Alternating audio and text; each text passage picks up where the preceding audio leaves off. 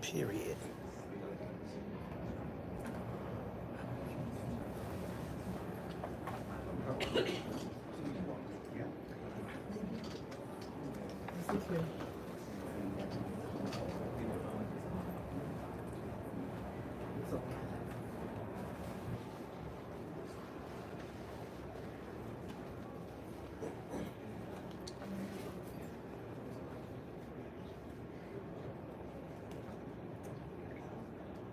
All right, ladies and gentlemen, we'll go ahead and get started. We have a full conversation today.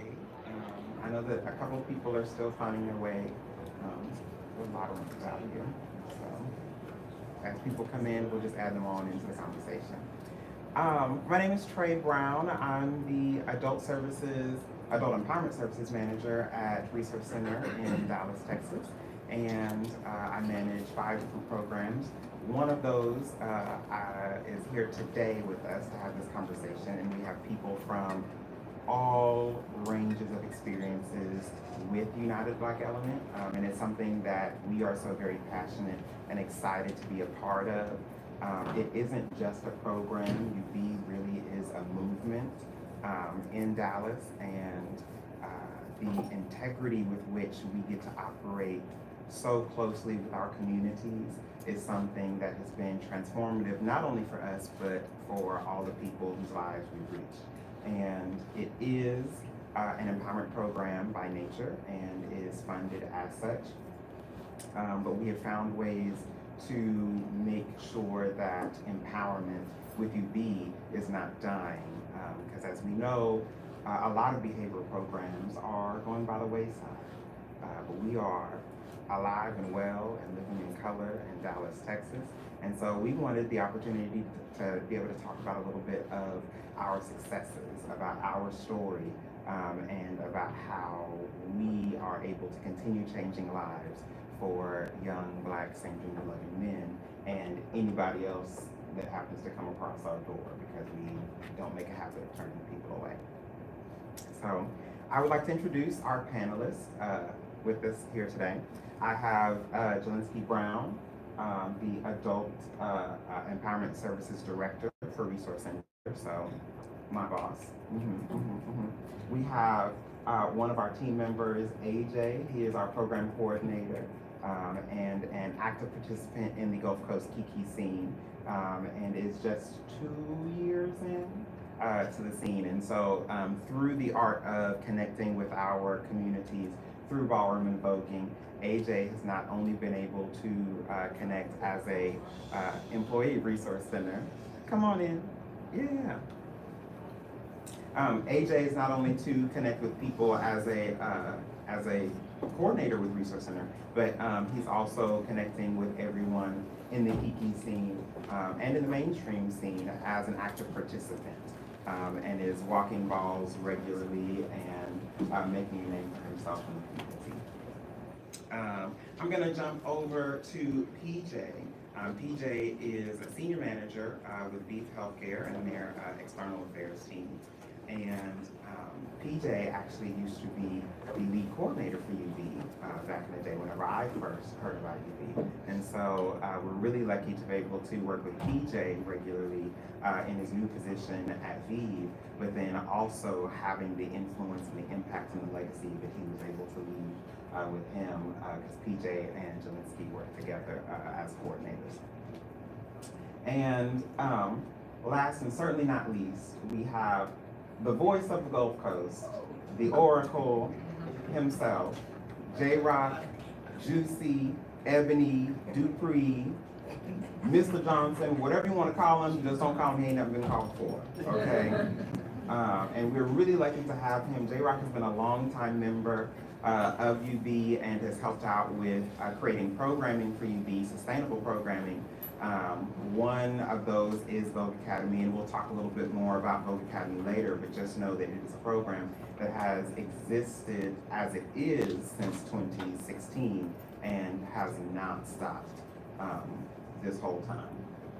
And through his legacy and creation of something like that, It was an idea that started off as something small, and it has grown and grown and grown, and now there are so many community members that also give of their time, talents, and treasures to make a program like that exist. And we've actually expanded programming outside of the regular Vogue Academy events on Fridays to now we have some sort of ballroom engagement every single night of the business week. It's nonprofit, I'm not doing overtime. But Monday through Friday, we have something engaging with our ballroom community. And a lot of that effort was started with J-Rock, and then it was continued by everybody that you see up here on the panel. So wonderful, wonderful experience. And then also, just to note, the kind of experience that you get with a program like UBE, you have people from all different walks of life. Like, as you can see, everybody has a different vibe, a different kind of aesthetic and everything. It is really something that's a great attractor that brings us all together. You know, we have Jelinsky, who is regularly traveling the world, going to Ghana, going to Africa, and showing up with his spiritual self in all spaces. You know, we have J-Rock, and really had heard that we were supposed to wear Sunday's best, you know, and so he was like, I'm gonna have my suit, but don't get it twisted. He is also the reigning Shake That Ass champ of the Gulf Coast. You never know when it's gonna pop off. So we are so very just lucky to be able to have so many different viewpoints today. And so as the conversation evolves, feel free to write down some questions. We'll have a small interactive session in a little bit. We'll show an art piece. That's a video that one of our former coordinators, and now he runs his own nonprofit, Devin James, who is the founder and CEO of the Velvet Arts Project. If you want to work with somebody, come to Dallas. You're going to work with Devin, and it's going to be fab, okay? But it's just so amazing to be able to be up here and be sharing this experience with you. And as we talk about the connection to ballroom, to voguing, and how we're able to transform ballroom in a way that we are able to provide services and make all of those connections to people, we'll start connecting all of those dots to how our services don't have to stop, regardless of funding, regardless of anything, because it is just the community being the community. And that's how we're able to make a behavioral program like empowerment that is slowly coming to an end because there's a lack of funding, be able to thrive in a city in the South with health disparities, major health disparities for Black and brown people. And we are attracting people from all over the DFW Metroplex, Oklahoma, Louisiana. And I'm gonna tell you right now, the Houston girls and the Dallas girls don't always get along, but we make it work at UBE, okay? Houston, exactly. But I will go ahead and pass it over to Jelinsky. We have a mic right here in the center. And I would like Jelinsky to give us a little bit of a background about what Resource Center is, and then in particular, what UBE is. Greetings, everyone. How's everyone? Hello. So I'm like, hey, how is everyone? Hello, hello. Everybody's great. Thank you. So, Resource Center is the largest serving LGBT and AIDS service organization in North Texas. It started in the 80s, originally as the Foundation for Human Understanding, which is a lot of what drew me into it. It was originally housed in an old church building. And it was a space for queer people to come together and be and exist. And then the HIV/AIDS crisis came along, and Resource Center was, the Foundation for Human Understanding was well equipped at the time to respond to what was developing, and things quickly shifted, and it was many organizations coming together, which became what we have today is Resource Center. And we have many programs from youth programs, seniors programs, we have dental clinic, HIV testing clinic, gender affirming care, PrEP, all the things. We're preparing, we're breaking ground now. We just broke ground on building a senior housing program for queer people, queer people in the Dallas area. And So we have a real wealth of things. You can visit our website, myresourcecenter.org. We just got a new website, so we just went live like a couple days ago. So there's lots of amazing things on there. And I also want to recognize CJ, who's in the audience right here. CJ works with us at Resource Center as well. He's our media coordinator. And so he used to be a UB coordinator as well. So I'll talk a little about UB now. UB is one of my favorite things in the whole wide world. And I will say that although on paper we've been funded as an HIV prevention program, in my mind we've always been more than HIV. Because HIV is more than just getting tested, getting treated. It's really about knowing who you are and your power and being able to advocate for yourself and moving in your power. Our mission at United Black Element is UB exists to enable young, Black, gay, and bisexual men to fulfill their greatest potential for good.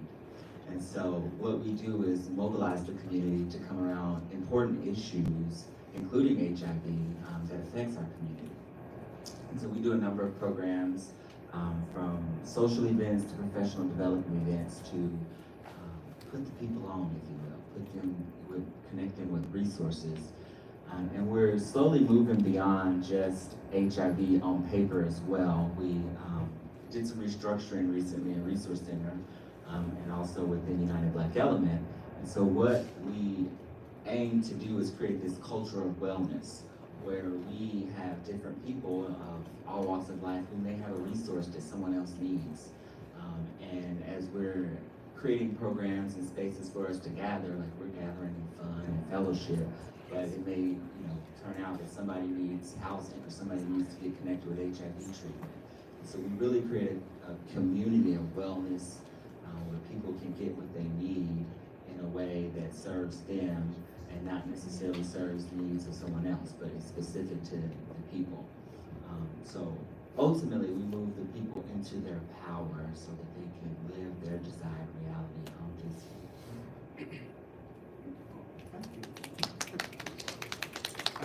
Now to set the tone for why our programs are needed, PJ, can you talk a little bit about the marginalizations, or how marginalized people are affected in our society?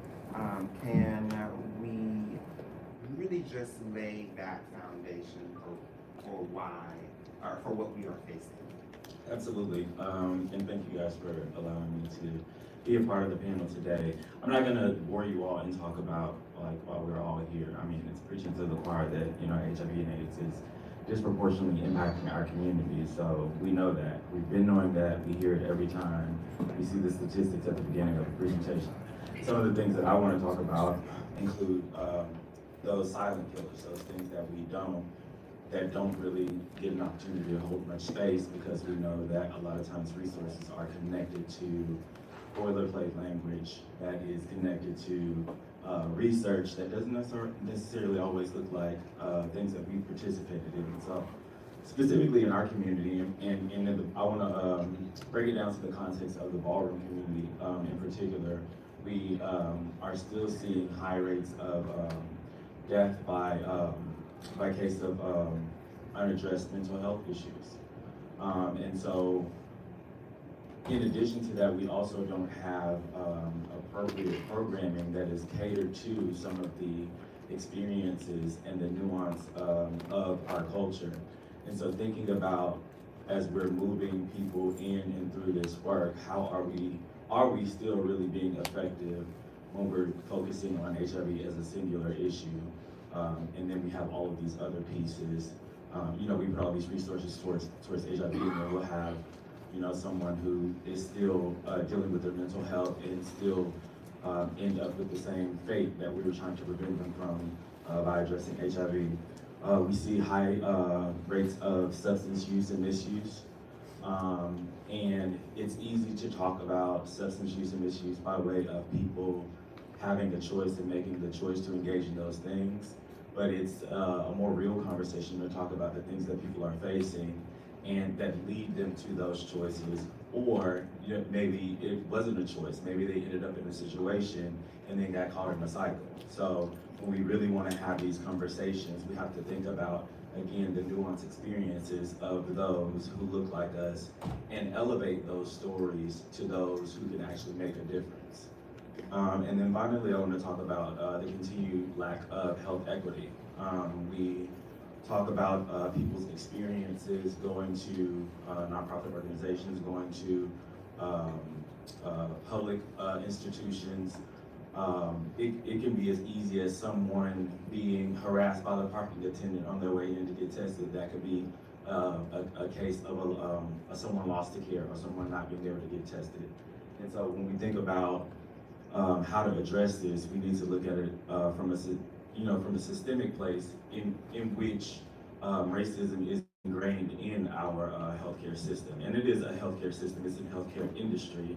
And so recognizing that that's built in that industry is built off of capitalism, how do we then make those incremental, small, nuanced changes that are reflective of the things that we actually need? And so that really requires us to kind of peel back the layers. So again, we don't want to center this conversation just around HIV being the thing that we solely focus on, but we want to really peel back the layers and look at who we are as whole people. Thank you so much. And now I'll pass back to Jelinski again. Jelinski, can you talk to us a little bit about why specifically community-based organizations and behavioral programs are important for our communities in helping find solutions to some of the stuff that PJ was talking about? Again, raw foundation laying for the conversation. There's a funder in here. Listen to this part. I get really excited talking about this stuff. As PJ mentioned, like, we're more than HIV. We know that HIV, there's so many underlying factors that may put someone at risk for acquiring HIV. And so we like to address those many things. And a little bit more about United Black Element. We are empowerment intervention. So we use the empowerment model formed by the University of San Francisco, the University of California at San Francisco, CAPS, which was formerly an evidence-based intervention, but it's no longer listed as the CDC evidence-based intervention. There isn't much research happening at the university anymore. However, we still do our research and our understanding of what's happening in the world and bring the resources to our community. And UBE was the first adaptation of the empowerment model for the Black community. And early on, the researchers realized that HIV, if you're going to reach the Black community, had to be tailored to the Black community. You can't approach the Black community like you approach the larger LGBT community. And so, as Phil Wilson, stated, he noticed HIV was a Black disease and needed a Black response. And so, UBE kind of was that for the empowerment model, and initially it was a research project, and they saw success, so it was replicated in many other cities throughout the United States. Unfortunately, many of those programs have been dissolved and no longer exist, but we're still around. And for me, this has always been more than HIV, and PJ and I, we used to work together. We were also roommates, and so it was, we realized this was our lives. This wasn't just about, waking up, clocking in, and picking up a paycheck, but really understanding what our people are facing. Not just prescribing what's in a manual, what's on a book, but like, okay, what is happening on the streets, putting our ears to the ground and giving everybody a seat at the table. If we're saying we're gonna serve individuals, how can we best serve you? What do you need? What are your vulnerability factors for HIV? What can we do to assist you in overcoming those things?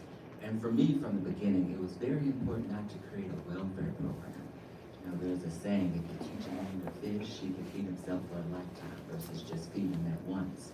And so we like to really lean into that, where we can work with the community. What are your needs? And again, Black problems deserve a Black solution. And one of my favorite components about the model that we use, we have what we call a core group, which is in a perfect world, a microcosm of the individuals that we're serving. So we have many different volunteers.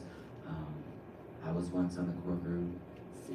J-Rock here, who's been on the core group. PJ once was on the core group and still is on the core group. Even now, he's no longer an employee. We still reach out and, PJ, what do you think about this? What should we be concerned with? And many people from all levels of our community in Dallas, we're constantly interacting with, and people do focus groups. We're constantly doing focus groups and surveying the community. How best can we utilize our resources and putting on programming with intention, not just things to collect numbers, but things that actually is going to plug people into this cultural wellness, plug them into resources that are going to propel them further in their human experience and allow them to live their best lives, their most healthiest lives, and as decided by them, not by us. So we really work with the community. When we say United Black Element, it's more than just us on payroll. We're lucky enough to be on payroll, but it's really a movement amongst the people of, it has been traditionally Black queer individuals. When I started, it was 18 to 29, but then when I was about to turn 30, I was like, well, girl, we gotta expand this. I'm not the age now. So we went to 18 to 35. I just turned 35 a couple days ago, so it's like, ooh, girl, now we gotta expand this. But we are constantly working to include everyone. One of the things that I love about the LGBTQIA community that we don't often focus on the IA, inclusive and allies. And so with our program, we've always had Black women. I love Black women. I come from Black women. We've always had Black women, Black trans women, non-Black people come through the program. And so we really make space for everyone to come and be a part of what we have going on, to enjoy fellowship, fun, and get connected with the cultural wellness. And it's really important for us not to alienate anyone. We recognize that underneath these meat suits, these human vessels that we have, we're all the same energy. We're all on this planet trying to live our best lives, live and thrive. Awesome. Thank you so much. Oh, well, we do center it in Black. Just in case anybody didn't hear that, he said we do make sure we center everything in Blackness. That's first and foremost. So now for what you all came here for was talking about how we integrate Ballroom in with our services and make connections in our community. And so I'm gonna kick it off to J-Rock, father of the Gulf Coast. And let me tell y'all, man, like this man he's a retired chief from the Navy, okay? He served 21 years, and throughout his career, he got involved in Ballroom and has been someone that has uplifted so many other people. You wanna talk about someone that not only opens doors for himself, but also pulls other people through, it's J-Rock. And so with his extensive history of Ballroom, can you give us a brief history of Ballroom and an explanation about some of the language? Well, hello, how y'all doing today? I see a lot of Ballroom people in the room.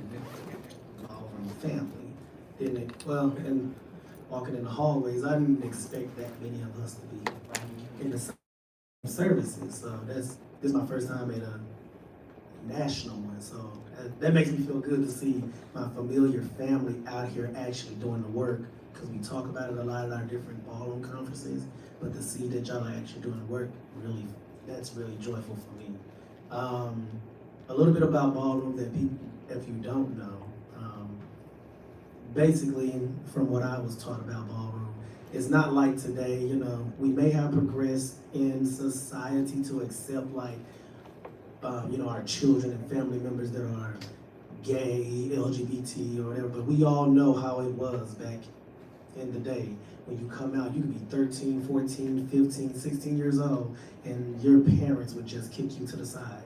And it was a lot of that. Now, when you see a 15, 16, you can go to a high school right now, and they have whole gay straight alliances at high schools now to support these teenagers, but can you imagine back in the 60s, the 50s, and everything, to be ostracized from the people that you love, the ones that raised you, your family, and being shut out.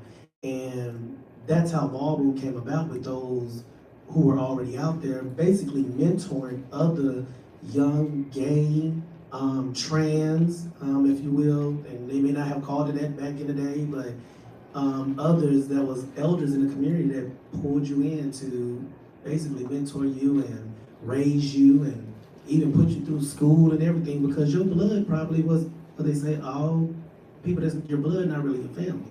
Your chosen family can be more of a family than your blood family. And that's what Ballroom was.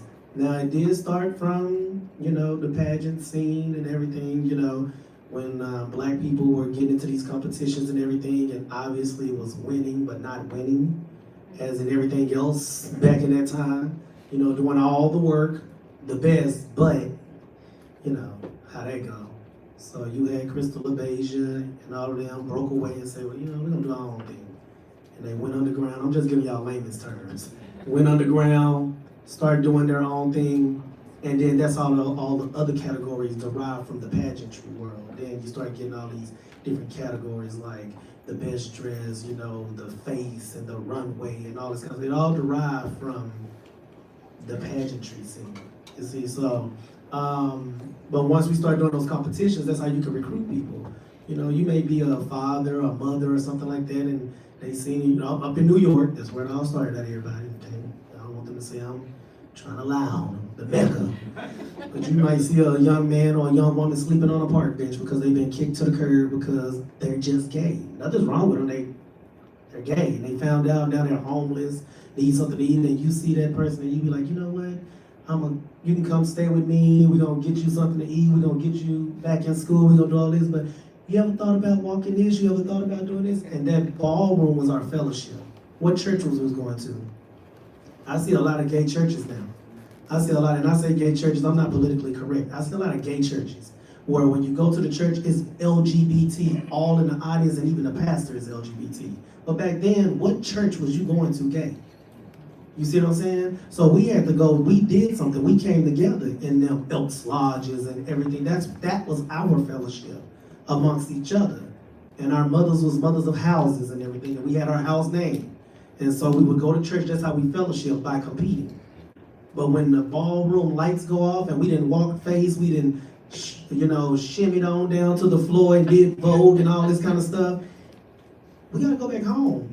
People gotta eat, people gotta live. How are we gonna survive? And you go to the 80s with the HIV, with what was happening with HIV, and from what I'm told by my leaders and elders, they was going to funerals almost every week at one time. You see what I'm saying? They didn't have the medicines and everything. That's why they had each other. So ballroom is a sense of family, a sense of connecting and fellowshipping with those that are like us. And now in 2023, we try to hold those traditions and values from where they came from. Like I said, it's kind of progressed, but still, there is still a young man or woman that is growing up in a traditional family that is ostracized by their blood. And we see it all the time, especially in United Black Element. I don't know how many times where, like I said, it's not a job. It's actually our life. When they clock out, you get phone calls at 2 o'clock in the morning. I don't know what I'm gonna do. I don't have nowhere to go. Where are you right now? I'm sleeping on the bus stop. You on the bus stop? I just seen you voguing down. You just won. You so talented. But guess what? I'm gay. We still have that going on right now. So that's why United Black Element, and we can only do what we can do, but when we clock out, that's why I'm glad I'm a volunteer now. I was a volunteer work and volunteer. But my thing is, the thing about me being a volunteer, people are like, why would you be still volunteering after all this time? Because can't nobody tell me who to let in my house. You see what I'm saying? I don't have to worry about nothing crossing over. We have to have those people in the community that is connected with us. So when it comes down to the, streamline of where you work, policies, regulations, that's just a volunteer. This young lady, this young man, this young person that you think is man that's transitioning and nobody understands them needs somewhere to go. Needs to be able to reach out, call in Miami and call my sister and say, hey, how can I get some? She's trans, she's transitioning, what do I do? That's why we're connected. So that's a little bit about Ballroom in a nutshell. I would advise y'all to also go watch Paris is Burning. A lot of people don't like to say that, but I watched Paris is Burning and it made me dig deeper. You see what I'm saying? So I know a lot of times we look at stuff and a lot of people in the ballroom, they kind of iffy about Paris is Burning. a lot of the older generation, but I look at it like this: we take something good from everything. Watch Paris is Burning and start digging deeper, and you'll like understand like where we come from, the language, why we talk the way we talk. All this little stuff y'all heard in the hip hop community and stuff, that came from us. All this fashion and all that stuff, that came from us. You know what I'm saying? Renaissance is us. Period. Beyonce know what's up. You know what I'm saying? Diana Ross know what's up. We trained her too. Okay? So that's ballroom. Anything you see, pop culture, anything from the hip hop to the skinny jeans to the hair and the bodies. Now everybody want to be us. They talking about realness. Now look, my sister now want to get body. You know what I'm saying? Where you see that at? You know. So that's what we are. We are an influence on the world, but you know, they just try to ostracize. And without us, there would be none of y'all. We are the creative people of the world, not just United States, but of the world. Craig. So Of the world, Craig. of the world. Thank you so much. AJ, can you talk to me a little bit about the Kiki Scene? Hey y'all. So, the Kiki Scene, J-Rock, UBE actually brought me into the Kiki Scene. So the way that it was described to me, like, they took, the analogy that they did was, or the example was, junior football and then like NFL football. And so I was like, okay, I'm still gay, I don't know none of that. So basically, Kiki Scene is for those that are new, for the inexperienced. And so if you want to try something out for the first time, the Kiki Scene is where you get your feet wet with it. So versus where mainstream is more political, it has more of a, holds more of a heavyweight title to it. And so if you're wanting to try out a new category, if you're wanting to get familiar with something, the Kiki Scene would be the avenue to take for it. And our work with UB, we mostly engage with the Kiki Scene, just because of what AJ was saying. It does tend to trend younger, on the younger side, and with our age demographics being 18 to 35, that's where a lot of our focus has been. And so we've been trying to work with the Gulf Coast Kiki Scene over the past few years and build up the Gulf Coast in that respect. I am going to now show a video from our one of our former employees at Resource Center. He worked on the UB team, and now he started his own nonprofit and is working on really leaning into the arts. Working on leaning into the arts and creating opportunities to engage through people's artistic expression. That was one of the things that he liked to focus on at UB, and so now he's doing that work. His name is Devin James, and his organization is called the Velvet Arts Project. And he's still meeting with people, connecting with resources. He gets some grant funding.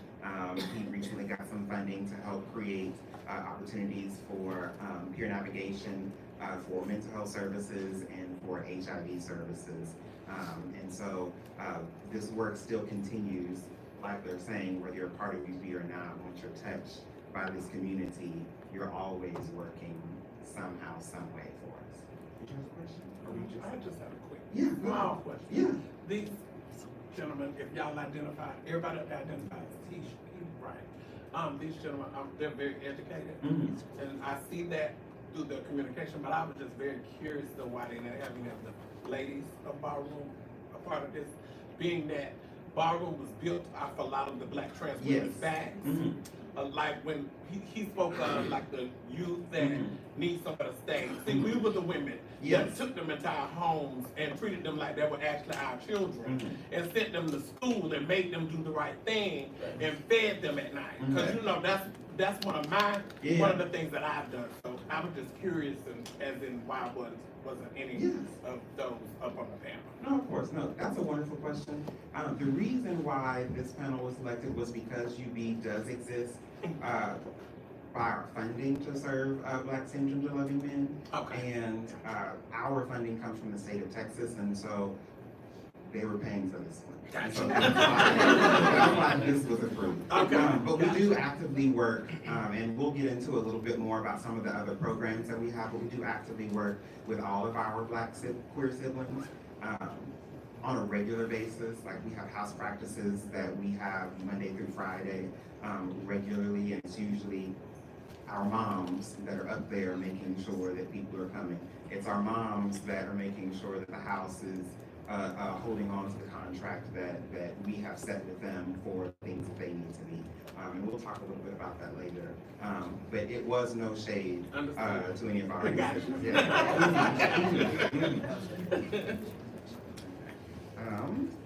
Let me start this.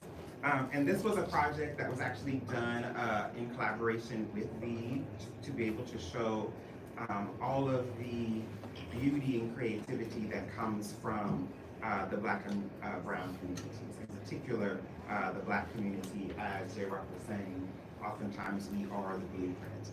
And so this was an idea that was put together by Devin, and then he worked with some of our community members and volunteers to be able to create this.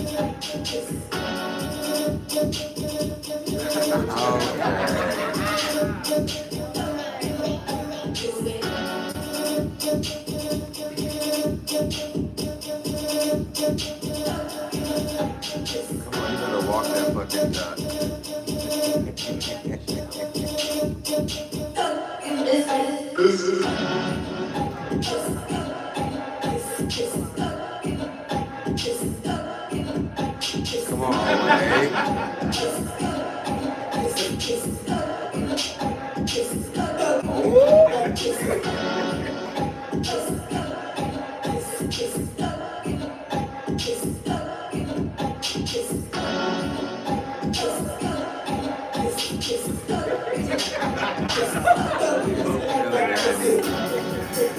Oh, let's go. Yeah. Kiki.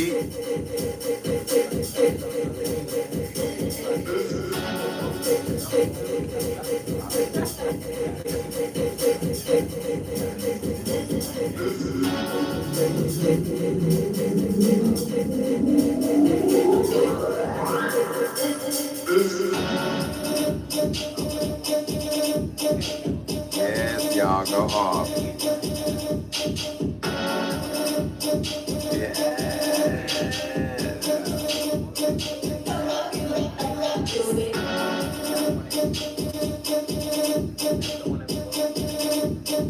Go off.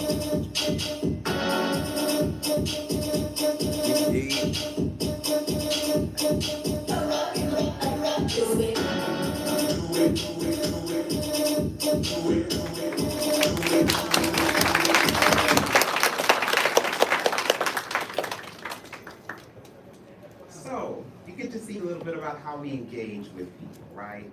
And in a lot of the projects that we do, it is really important for us to also make sure that we are paying the people that are doing stuff like this for us as well. Part of creating resources and opportunity for people is just to give them a check sometimes, you know, like hand me my money. And so, come on in, we have a couple of seats left. But let's go into talking a little bit about some of the categories and how someone can excel in them. Can I talk to J-Rock about that?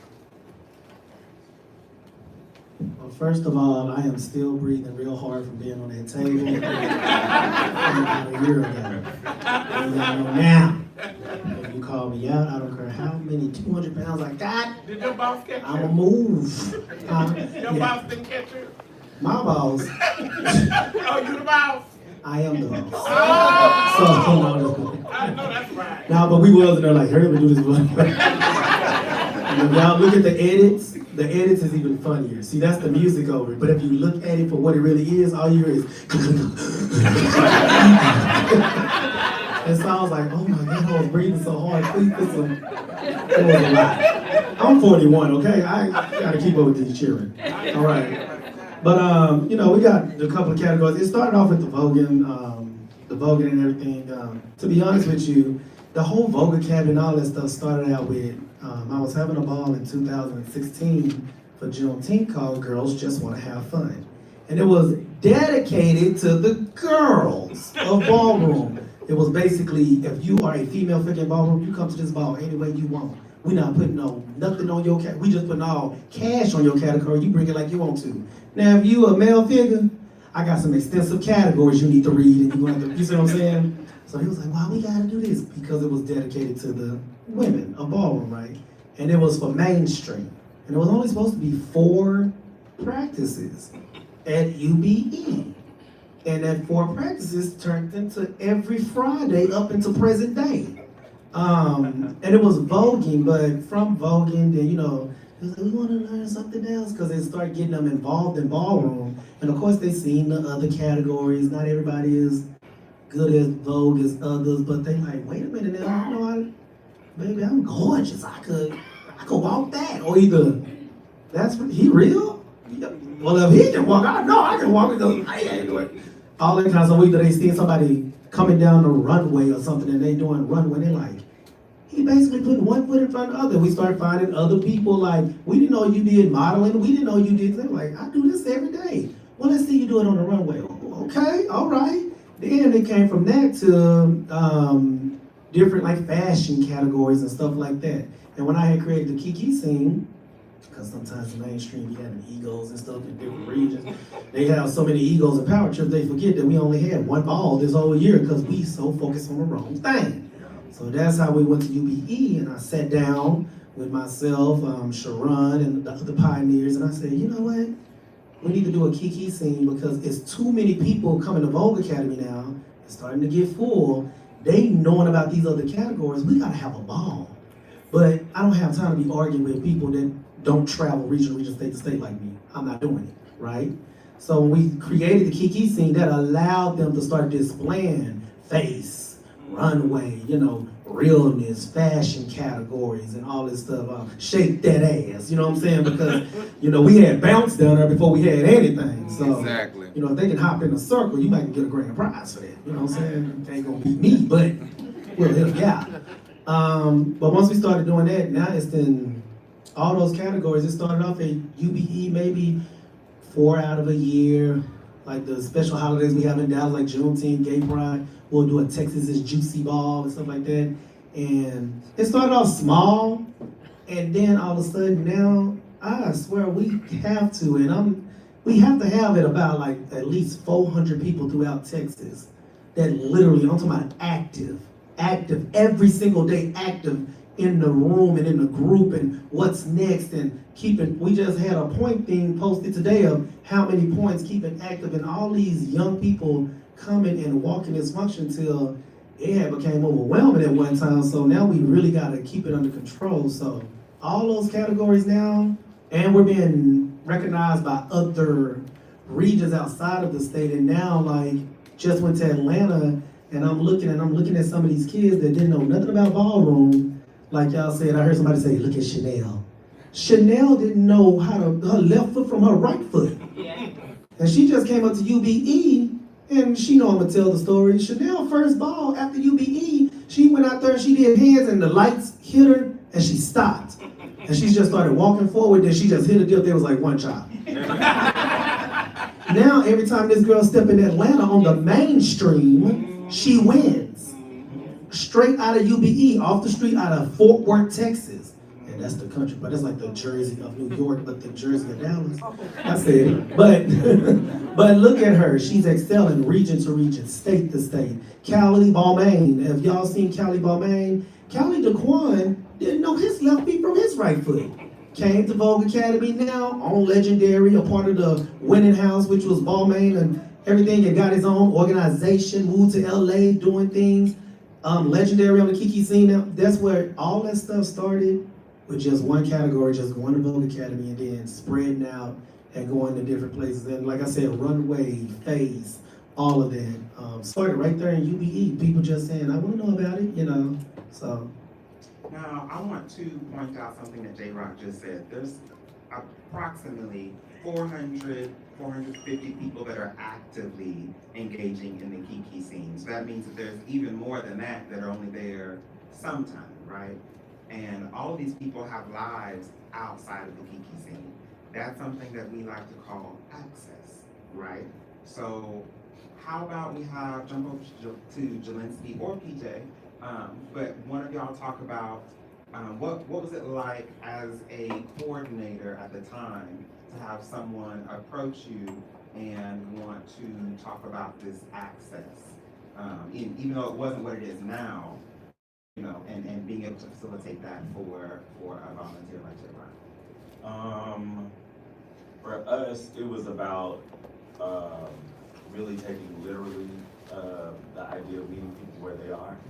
And so, you know, we provided a bunch of different services, in which HIV testing was one of them. And, you know, we would send, you know, a tester to folks' houses so that they can test in their own home and in the comfort of their own spaces. We began to bring our programming outside of our center to places where people gathered. We started having to be in the park where, you know, in the summertime, we would, you know, it was an opportunity for people to get food, have fun, to convene, something other than the club, right? So it really became about diversifying how we saw our lives and how we saw ourselves existing and not just being, you know, going out at night, going to the clubs, sleeping all day, waiting till the next weekend. You know, it's about, you know, like Jelinski mentioned, really defining what wellness meant for us, or you allowing the community to help us to organize what wellness meant and then us pouring our resources and concentrating our efforts into that. So access for us really came well, the idea of access really came from deconstructing kind of the academic term around it and the capitalist term around it, and really kind of like peeling back the layers and seeing what people really want, what they need. I wrote down earlier, Jelinski was talking about people came in for one thing and left with another. People came in for what they wanted and left with what they needed. Exactly. Yeah, so it was really all about just creating space, not naming that space, not categorizing that space, just creating space and letting folks define that for themselves when they got there, and then us then galvanizing our resources to amplify and to satisfy whatever need that was. And honestly, like Jelinski mentioned, we were roommates. There were some times where we would have a program that night and 2 or 3 people lingering around, and we like, baby, we have to lock this door. What you doing? I ain't got nowhere to go. All right, well, here's our couch, you know. So I mean, so again, it was more about us just having the privilege of being paid for what we actually do and who we are, and not really allowing ourselves to be limited by our funding, not allowing ourselves to be limited by policies with engaging community members. We gotta throw this shit out the door when it comes to really trying to save our folks. Come on. Yeah. I believe that we're all life experiencing itself, and so as I'm talking to y'all, I really feel like I'm just talking to myself. Y'all are just having different experiences than what I'm having. And I believe a lot of times I'm walking in between worlds. And so as PJ just mentioned, like the policies and stuff, you know, it can get very tricky, you know, in terms of navigating all these rules and regulations that people impose on us and we just want to be. And so one of the things that we've always tried to do is look at what we have on paper, and it's like, okay, that's what these people are saying we gotta do. These are the realms. How can we push this as much as we can to actually create something that is needed for those that we're serving? And I know a lot about a lot, but I also recognize that there's some things that I don't know. And so it's really important for us also to work with experts in whatever it is we're working with. And I'm so glad that J-Rock, our paths crossed, because he's been a rock literally in my life in so many ways, and being able to lean on him, and also walk in the corporate world where J-Rock don't necessarily want to be as politically correct, but like, okay, I gotta figure out how to say this to these people, because we can't have this particular conversation with these folks. I mean, we can, but emotionally they may not be ready for that. We may not get the results that we're desiring. And so we have to have people of all experiences in different spaces that have access to resources and, you know, translating, you know, the different languages that different people speak, you know, from the people who run these institutions, the policymakers, the funders, the whoever, you know, everybody has their language. And so it's important in thinking about access, having people that can translate and go between worlds to ensure that the lived experiences is understood by whoever is a stakeholder in what we're doing. Well, I was going to say one more thing, and we talked about the art of connection and how Ballroom connects to the community and everything. One thing that we found out at UBE, and when I was working there, and I kept telling them when we were having our core group meetings and everything, they were trying to reach other areas of the community, because if you don't understand Ballroom, you're just thinking it's about the ball. What started happening is you have to realize there is many different people in Ballroom. This person may be into fashion, this person may be into DL community, this person may be in, but they're all a part of Ballroom, right? So when if you can create a space for them to have like a Kiki Scene or a space that you start getting all these different people, and now when you start having we have like black chats and stuff like that, they come to the program and we start having these conversations, you find out that you have 500 different people from different walks of life that we can actually see what are they doing in their off time that lead them to making the decisions that they make that bring them to having to utilize our resources. And that's all about knowing yourself, then knowing your people.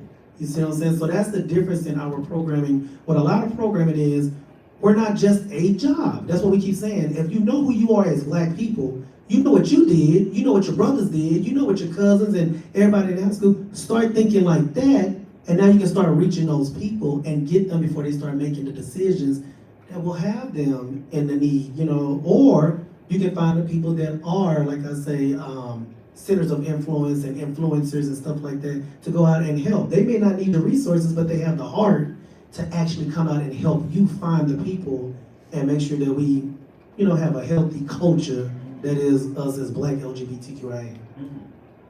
And as we are engaging with people and creating these opportunities for people to be able to find themselves and see themselves, I'm curious, AJ, from your experience being newer to the scene, you know, being 2 years in, and what you've walked, runway, you've done some voguing categories. What does it mean to be, or how does Ballroom empower you? It empowers me in many different ways. I tell this story all the time, but being from Nebraska, like I wasn't exposed to a lot. So coming into Ballroom and then coming into UB as well, I noticed that the very first vogue academy I came to, everybody was wearing heels. And I'm just like, well, that's not normal for me. So like, why is everybody in heels? So they were like, well, try them on because that's when you'll really feel it. And I'm like, well, what am I gonna feel? So when I put the heel on, I was like, okay, I feel my ankle about to break. So they were like, no, like, you know, start stretching in them, start doing this, start doing that. And so I was like, okay. So in my off time, I bought me a pair of heels. And I was like, okay, let me practice in my living room real quick. And so it started, I understood what it meant as soon as like the beat dropped, as soon as like I actually started like walking in them. And it was like, I remember when I was little, I walked in my mama's heels and I was just like, oh, it didn't feel like that. So then as an adult and you're doing it in this particular setting, it's so much, it's empowering in a sense because it's like the feeling that they're talking about is the inner femininity that we try to hide from ourselves. And so it was like, as soon as I started like letting that person come out and start letting that out, my confidence started building. So now, my friends could tell you, I have no problem putting on a jumpsuit with some heels now and be like, let's go to the gas station. You know, let's go somewhere. And they'll be like, AJ, you don't want to wear shoes? No, let me wear my heels. So it helps build that confidence in a sense as if, you, again, like you suppress, you hide that person that you really want to just let out. And it builds that self-esteem for yourself. And before I go on, I'm going to take a moment to pour into AJ for a second because AJ is somebody that started with us about 2.5 years ago. It'll be 2.5 years ago tomorrow, actually. And AJ is someone that's very quiet. Not that he doesn't have a lot to say, but he just says it very quietly. He's very demure, you know, very. You're welcome. You're welcome. But AJ is a lady. That's the way. He's not a woman, but he's a lady, and that's how I like to describe it. But I knew that there was more to AJ after meeting him, after sitting in that interview, because he is someone that made me feel completely comfortable. And I'm like, I'm the interviewer. Like, why are you making me feel comfortable? There's something about his spirit in that he's always looking for others. He's always checking on others. He's always thinking about somebody else. And it can be to his detriment sometimes, but he cares that much about the world. I mean, we recently had someone come in and they was like, he calls everybody cousin whenever they walk in the door to make you feel more comfortable. And, you know, somebody came in and they were like, girl, I need to get tested. And AJ just turned to me and I was like, go on. And they you know, stopped work for a little bit and went and got tested together just to make them more comfortable, stuff like that. And seeing Ballroom pull all this out of AJ, because we tried to get him to talk. You know, I have like AJ and CJ started at the same time, and I'm like, y'all, it's COVID. It's just us two up here in this office. Like, you know, can I get a little bit more? But I'm telling you what Ballroom has done, I saw the woman that AJ is the first time I saw him with a little kitten wig, okay? And the way that his body completely transformed. And it's that spirit that ballroom gives people sometimes. And whenever you get that little taste of it at a Vogue Academy or at a house practice at UBE, that then starts to transform every other part of your life. That's what ballroom does for people. And that's why we want to engage in this kind of work. As PJ said, it really is just meeting people where they are. You don't have to recreate the wheel. If you know that there's a community that already exists, get in that community, get involved. You know, we are not just facilitating programming up here, we are a part of the programming because we are a part of the community that we serve. And that's why work like this is so important. And I can tell you when AJ started, there would not have been a way for me to get him up here on a panel talking to everyone in here. And now he's someone that people go to regularly and has the ability to be able to speak his mind and speak his truth. And that is the work. So you are seeing the work in action here in this room. And that work has affected us all in so many different ways. Sorry, that's my little soapbox. I love being able to be a part of his story and seeing everything that AJ is doing. But I also want to talk about how, if we're talking about how ballroom empowers people, do we have someone on the panel, and it can be anyone because we've all seen ourselves be able to profit from this community in a way that we are able to grow and expand our own space in this world, the space that we take up. But is there someone that wants to talk about how ballroom empowers you in your work, in making a living? I'm looking at you, founder of Tins and Chops Network. Hi. Well, you know, a lot of people look at ballroom in different ways, even in the LGBT community, even in the Black LGBT community. You can literally, you want balls? When I tell you, ballroom has helped me be not ashamed of who I am because of that. I thought it was a way I could escape and find other people like me. I was in don't ask, don't tell. So I had to live my life a certain way because I loved the United States Navy with everything in me. It was Navy first over everything. So you had to be a certain way though, right? Don't ask, don't tell, don't harass. It's 3 parts to it, but anyways. So I found this community where I can be me, but then you meet other gay people that's not a part of the community, like, you want balls, you know? So it's like, Sean, you know, so my thing is, what it helped me in is, starting even before Tins and Chops, was just being in the military, knowing how to take, you know, all the stuff that goes on at the top. That's why I couldn't make Master Chief. I can't be political for nothing. You know, when people start turning into numbers and not people, it ain't for me. You know, I'm with the people. We working, we getting our hands dirty, right?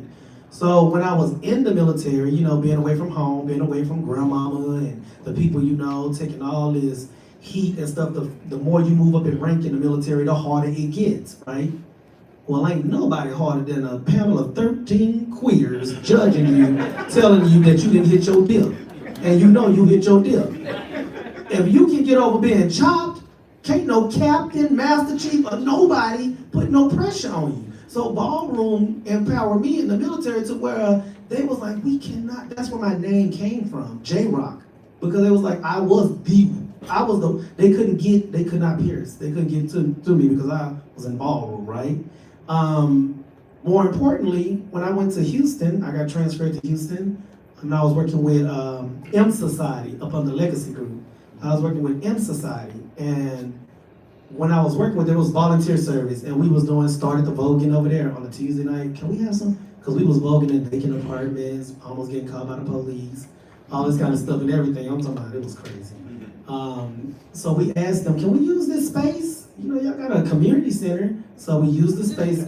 We use the space every Tuesday. Now, in using this space every Tuesday and being there every single Tuesday, I didn't realize I was racking up volunteer hours, right? So I was in the military, made first class.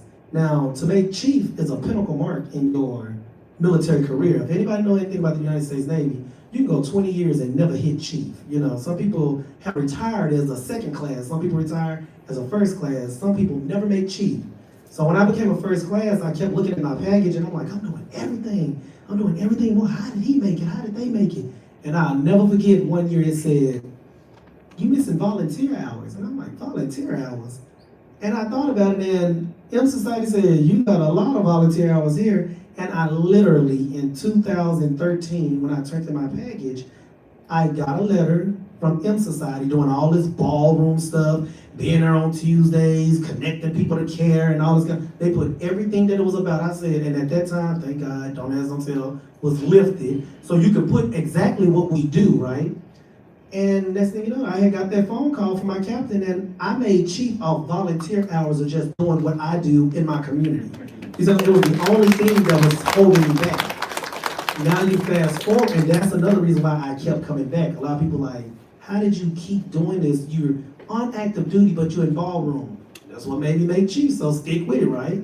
So once I started doing this and everything, I started realizing that we're getting bigger in the Gulf Coast.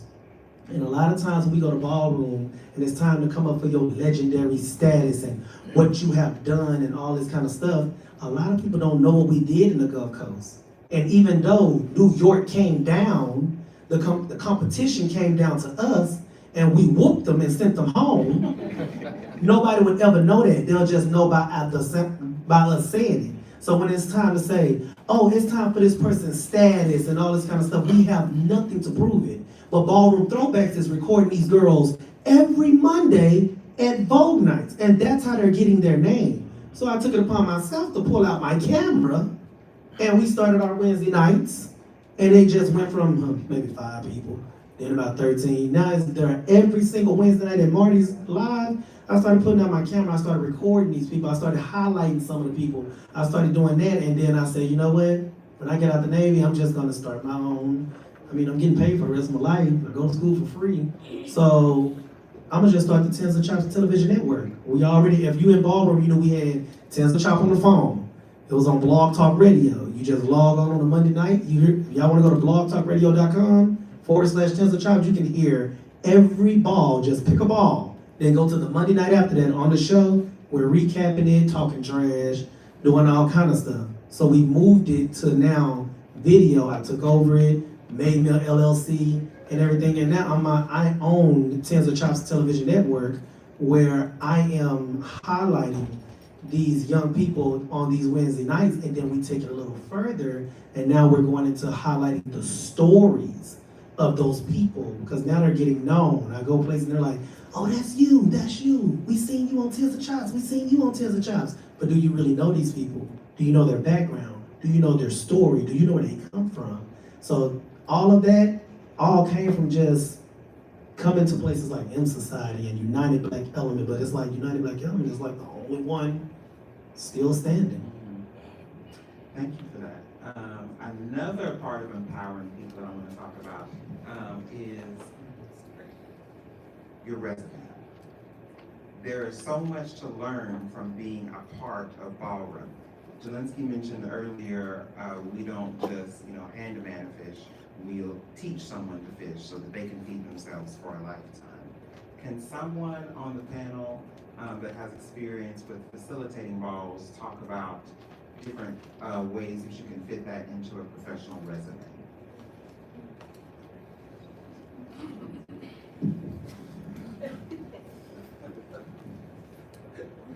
Well, a lot of people don't realize that when you're a mother or a father or an overseer of a house with many different people walking many different lifestyles, you are now in a leadership role, right?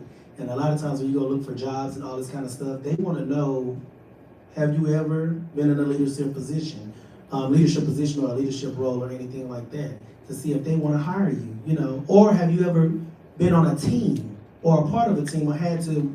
These ball houses have standards, regulations, rules. Each house have, you got to do this, you got to show up for this, you got dues, you got to do this. When people see that you've been a part of an organization that requires you to follow as well as lead, then they're more receptive to hire you. That's just like being in the military. The reason why it's easy for us to get a job, and it's on there, have you ever been in the military, if you've ever got a job, is because they know they don't have to tell you nothing. They'll just say, this is the job, you know to do it, go do it. It's the same thing in ballroom. You've already been up under that, up under that leadership, under that structure, being a part of the team and not just want to be an individual and work. And a lot of times they can find jobs that way, so. Transferable skills.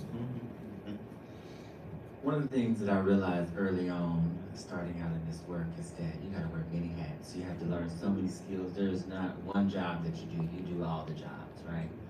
And so I'm grateful that I've been able to create space and call in experts to throw balls and functions. And one of the things that we also do, it's not necessarily specific for ballroom, but we have a program called the Black Academy. And Black, as we use it here, is building leaders and cultivating knowledge. And this is an academy where we do personal development and professional development. And we really assist people in looking at their resume at times and like, what are all the things that you're doing? And so one of the things that I've known is like throwing the balls, or even assisting various house mothers and like coming up with their structures or whatever. It's like, oh, that's all marketable skills. It's like, okay, well, let me look at who needs what skill. Okay, I got a bag of skills right here. Let me just pull it out when I need it to position myself for whatever opportunity that I'm looking for.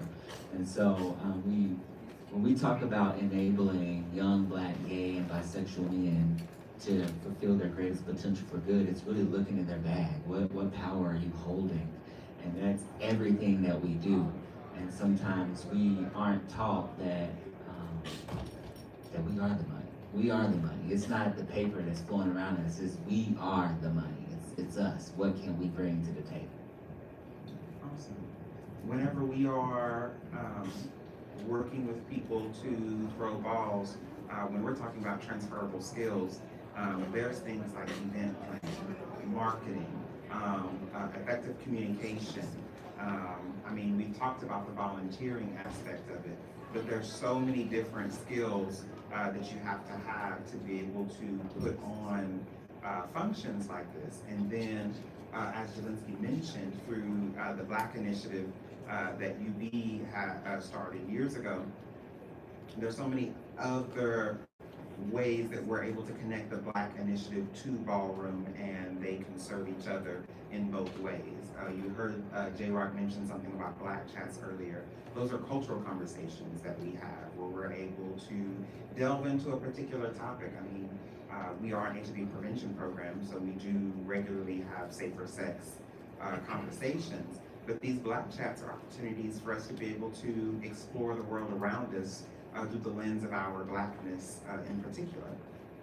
And so we'll do things like talking about body positivity, and having someone from within Ballroom can add so many different diverse aspects, because you have people of so many different body types that are celebrated within Ballroom.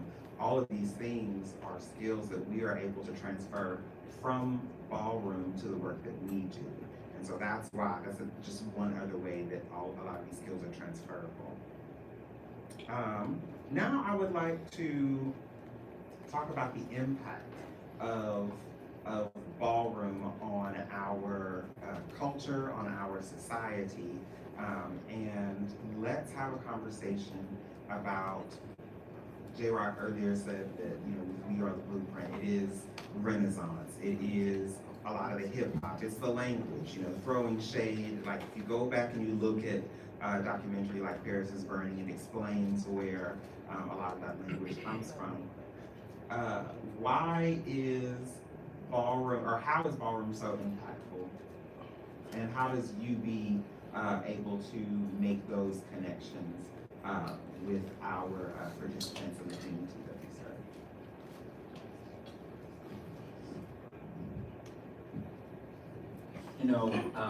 UB again, we started as an empowerment program, and it was create programming to bring people together to talk about HIV. And we know that a lot of times HIV can't necessarily be the headline. It's like, okay, people don't want to talk about that. They know that it exists, but it's like, girl, I ain't trying to hear that. So it's like, okay, how can we reach people beyond just HIV? So it's like, okay, let's create community. Let's come together for things that we actually want to come together for. And while we have you, then, oh, okay, let's interject some other things. And so we, in our community space, we have like different resources and posters, educational posters, culturally specific, and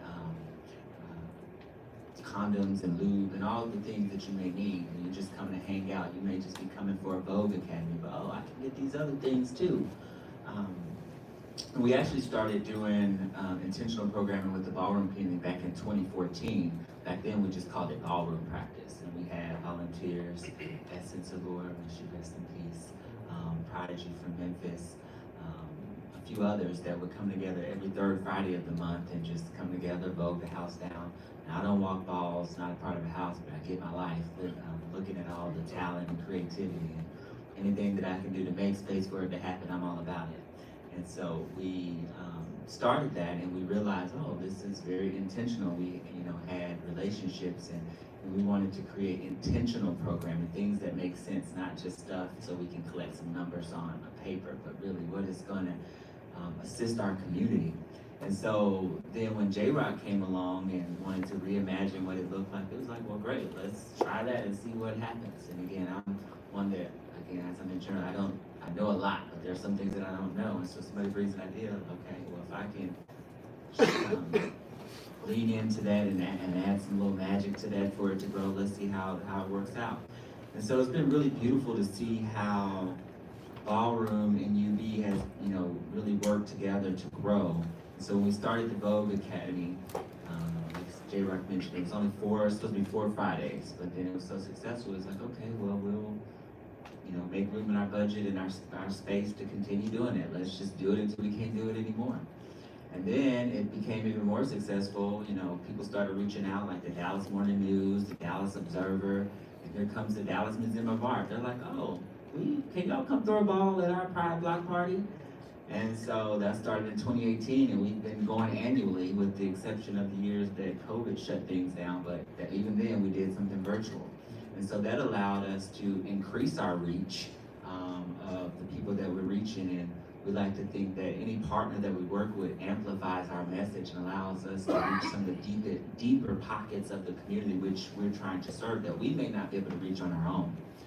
And it's even involved now where a couple years ago we started offering space to the houses to practice. And we have what we call MOU with them, where these are the things that we require for to use our space. And part of that is for them to come to some of our educational programmings around HIV, and we make sure that they're informed about what we have going on, resources, and they have a direct line to us. So if they need something for their members, they can connect with us and we can connect them with those things. So whether the community is talking to us directly or not, they're still getting plugged into this cultural wellness so that they can get the things that they need to be well and productive members of society. And it's been really great to see that as our resources have become more challenging, that the community has become more self-organizing.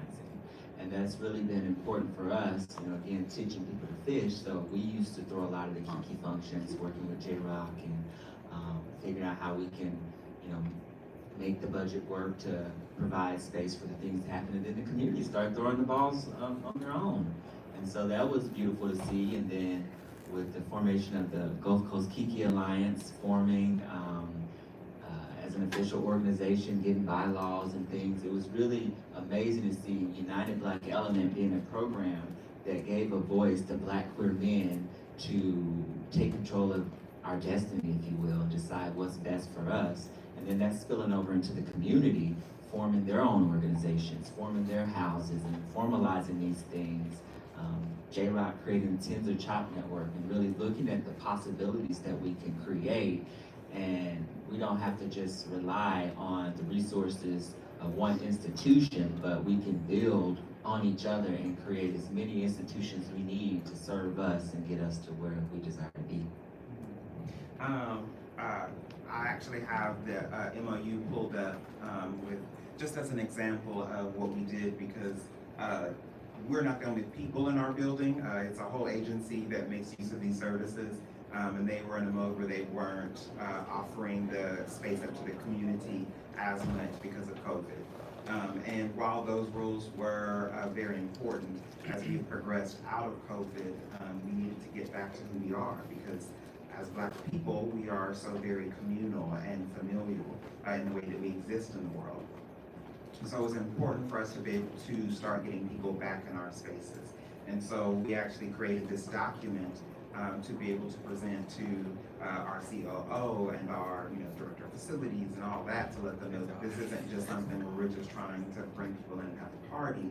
There's actual reasons why this is a benefit to the community, and then in turn, it's a benefit to our programs and services, not just UBE, but all of the programs that we're able to provide. Because if we're able to get people in our space and have them trusting us and seeing us, then we are able to handle those 3 a.m. calls whenever they are, really worried because they need to get tested, or they've realized that maybe they are part of gender expansive community and they want to have a conversation about getting on T blockers, or maybe they're looking for some other form of replacement therapy, hormone replacement therapy.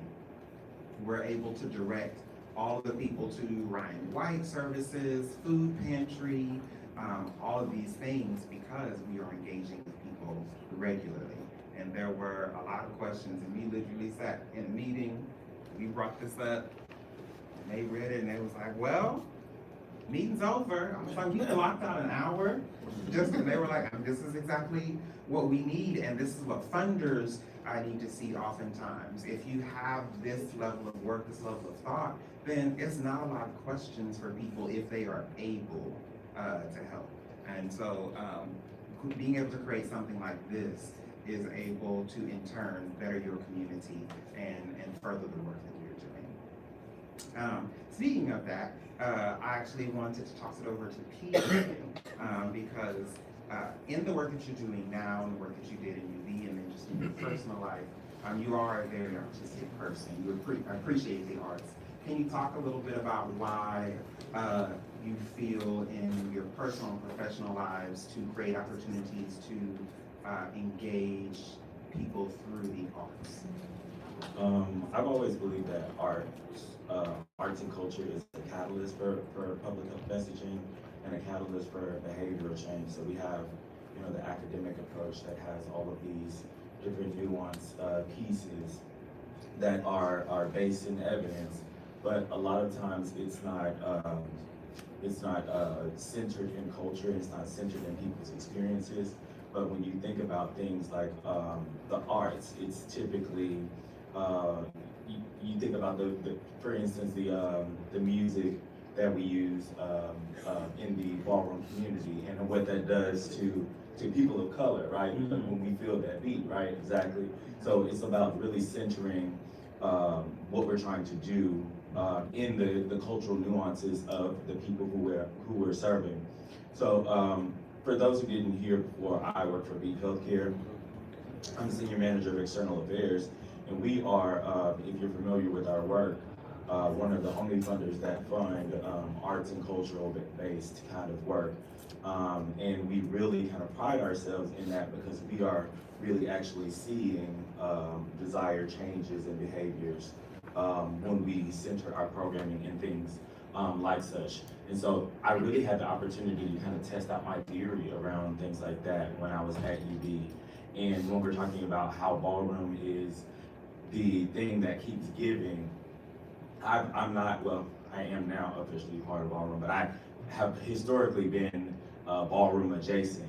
And what that has allowed me to do is to really carry the narratives of folks who are in ballroom, because I am in such close proximity, up the ladder as I, progress in my professional career, now being a funder and recognizing the value that these types of communities bring, and able to now allocate resources specifically to support these things without this high level of scrutiny, without this high level of making it more difficult to access these resources. And so that's in that sense, ballroom has continued to give to me by, really being a part of my own personal narrative, and then, me retelling that story and being considered an expert in the field. So we really center this idea of using arts and culture to really propel the work that we are doing, that we would like to see in community. And shameless plug, we do have an RFP opening up at the top of the year. We are interested in funding ballroom-related activities, not necessarily just ball. So let me just be specific. We're not as invested in just funding a ball, but how programs like United Black Element have really elevated the idea of the use of ballroom into actual tangible programs and activities that transform people's lives. Those are the types of things that we are interested in supporting. And so at the top of the year, we will drop funding supporting that as a subcategory to all of our current existing programmatic efforts. But yeah, arts and culture is the thing that we've seen from a qualitative research perspective that has really moved the needle in HIV way more than many of these evidence-based interventions. Awesome. Thank you so much for that. So we are at 3:15. We have about 30 minutes left. And I want to touch back on arts and culture in a second, but I want us to wrap up our part of the discussion because we have a little activity for anyone that is brave enough to participate with us. And then we'll open up the floor for questions before we wrap up. So my question to anyone that wants to speak is, what is your hope for the legacy of Ballroom, UBE, or the connection that they have? Because as we've heard throughout today, a lot of the work that Ballroom is the same work that UBE is doing. Like, we don't have to reinvent the wheel to serve our community. Something that is, I'm saying my piece real quick, but like something that I love to be able to see. Jelinski talked about how a lot of the people that we have worked with have now started their own organizations, and now they're facilitating their own balls. And for me, being able to see my people elevate to a point where they are in control of their story, that is something that is beautiful to me.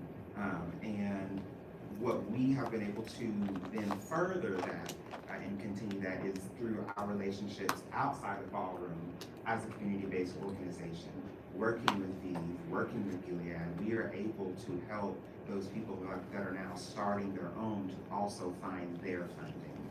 Like, we don't have to do it all. We understand that not everything is our lane, but if we can open up that door to connect other people to be able to make their dreams come true and facilitate their dreams, that is something that for me just pushes the needle forward for all of the work that we are doing.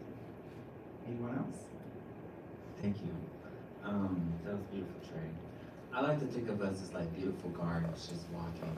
And one of the things that I think United Black Element and Ballroom does is take people on a journey of self-discovery. And as I've said several times, our mission is to enable people to fulfill their greatest potential for good. And the caveat to that is as decided by them.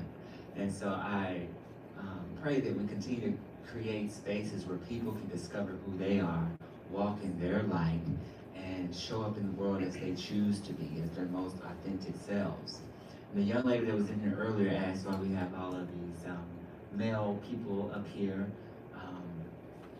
And although we're here now and on paper UBE exists for Black gay men, we recognize that there's so much more in our community that we're serving. And I'm actively looking at how we can evolve UBE. We're constantly looking at how we can evolve, how can we show up better in the world and in our community.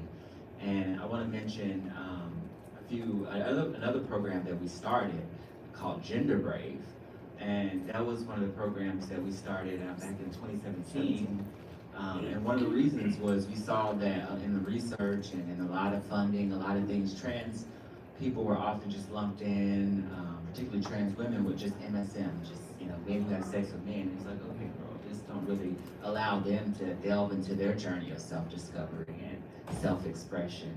So Trey and I worked with a team of volunteers and researchers, like how can we evolve this empowerment model? And first then people told me, girl, this don't work. We tried doing this to trans people, it don't work. But like Maxine Waters, Auntie Maxine said, F it, I'm gonna my time. So that's what we did. And we launched Gender Brave, and people didn't think it would survive, and we've been doing it since 2017, and it's a space where trans people can go down that journey of self-discovery and self-expression and show up in the world authentically. And we often partner with United Black Element, but we realize that even still, people still come to UB. Although we have Gender Brave, they still want to be involved with UB specifically. And so again, we're constantly evolving and looking how we can be a space where whoever comes to us can show up as their most authentic self. A really quick story, I want to say the word element, we spell it E-L-L-U-M-E-N-T. It's because UB was founded and this first location was in a neighborhood called Ballroom, which is Dallas. And it's a very eclectic, artsy neighborhood.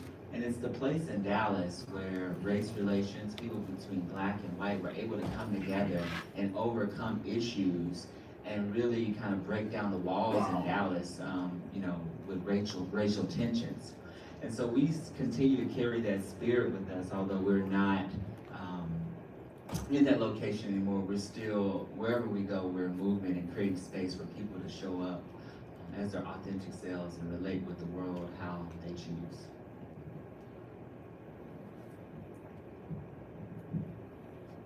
Oh, brief. I didn't know y'all was on me.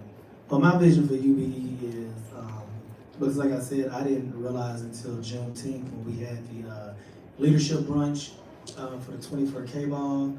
I just automatically assumed that programming like UBE was everywhere until I heard, the leaders from different communities say, if we stop focusing on this and start focusing on that, and I'm sitting there listening to them like, y'all don't do that, this is what we do, right? I really want UBE to expand to where they can make connections in other cities and stuff like that, and do the actual work we do in Dallas, but around the nation, around the world, you're right, around the world, because my thing is, at the end of the day, like when it comes down to Ballroom, we're connected worldwide.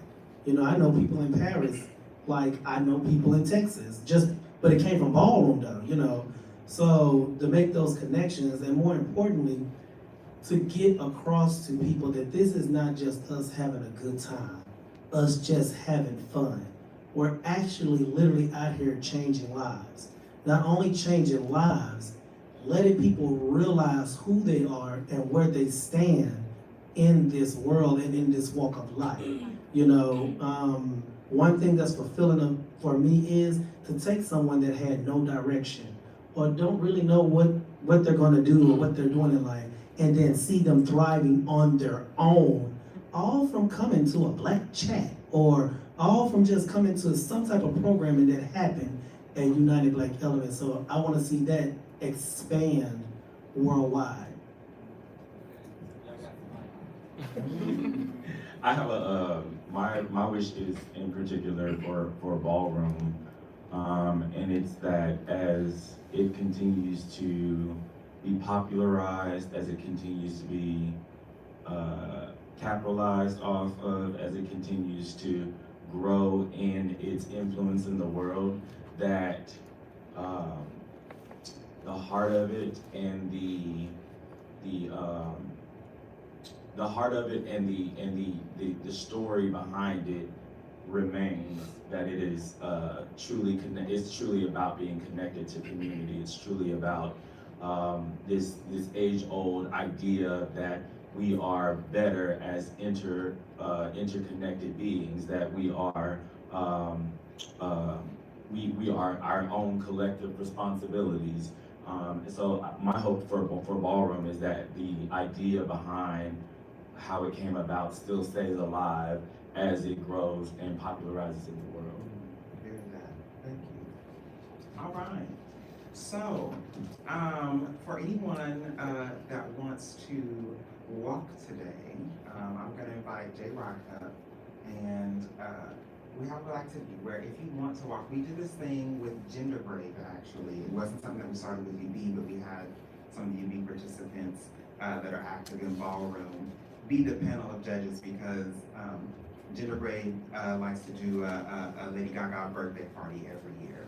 And we decided to add a little mini ball. So there was a face category, bringing like a Lady Gaga look. There was a fashion category. The meat dress was not allowed, but anything else you wanted to recreate, you know, you have your moment. But there are some people, like it's something that you have to prepare for, you know. And some people, they don't necessarily know where they fit in Ballroom. And this was like a one-night thing. We didn't have time to allow people to fully immerse themselves. And so J-Rock had the idea to come up with a Born This Way category, where you literally just got to show up who you are, your most authentic self, and walk the runway and just be able to be seen and be loved on by the community. And the kids went up for it. And I was sick with the flu. I'm literally like watching at home. I was setting up and everybody sent me home. It was like, we don't want you getting sick. So I went home. But I'm like watching and I'm like in tears. I couldn't tell if my nose was running because of the flu or if it was because I was crying. But seeing all of these people, and then we recreated it at the Dallas Museum of Art this summer during our ball there. Just to be able to allow for some better crowd participation. It was something that was less intimidating, but it's something that we can remind everybody Ballroom is for everyone. If you have something to show the world, you can do that in Ballroom. And so if anybody wants to volunteer to walk the runway, we'll get started. And we'll have AJ start us off.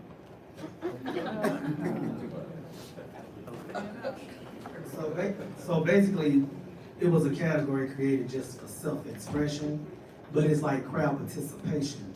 So basically what you're doing is, when you're clapping as the music is playing, you're pouring all your energy into the person that is brave enough to step on the runway and come from the back to the front and do whatever the energy allows them to do, whether it's to dance to the front, whether it's to show off what they have on, whatever. It's called Born This Way, and we just started doing it because these days and times we have a lot of young people, you know, we have the GNC, we have all, and they don't know exactly where would they fit in this community, and Ballroom is about inclusiveness.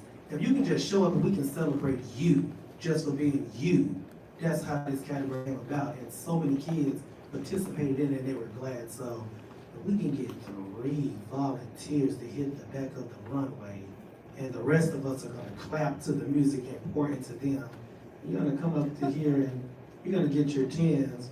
It's not a chop category, it's a 10s category. Okay? Because to see, we're gonna see if we can get 3. We're gonna start off with AJ. I'll open it up. I'll I'll open it up. Up, see, that's